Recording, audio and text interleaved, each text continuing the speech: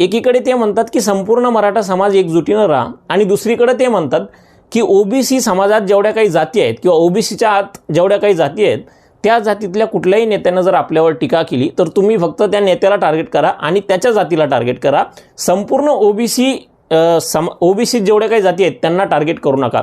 म्हणजे जरांगे पाटलांचं म्हणणं असं आहे, लक्ष्मण हाकेंनी जर आपल्या आरक्षणाला विरोध केला तर तुम्ही फक्त धनगरांना टार्गेट करा, जर छगन भुजबळ साहेबांनी विरोध केला तर फक्त छगन भुजबळांच्या समर्थकांना आणि माळी जातीला तुम्ही टार्गेट करा, पंकजा मुंडेंनी किंवा धनंजय मुंडेंनी आपला विरोध केला तर फक्त त्यांचे समर्थक आणि वंजारी समाजाला तुम्ही टार्गेट करा. म्हणजे संपूर्ण ओबीसी हे आपलं लक्ष नाही आहे. जो ओबीसीतली जी जात आपल्याला विरोध करेल आपल्याला फक्त त्याला टार्गेट करायचं.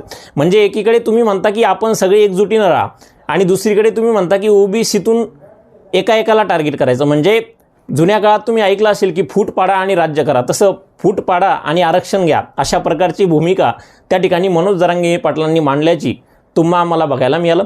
या संपूर्ण विषयावर तुम्हाला काय वाटतं? जे काही 2 दसरा मेळावे झाले, कोणकोणते मुद्दे महत्त्वाचे होते, महाराष्ट्राच्या भविष्याच्या दृष्टीनं तुम्हाला काय वाटतं?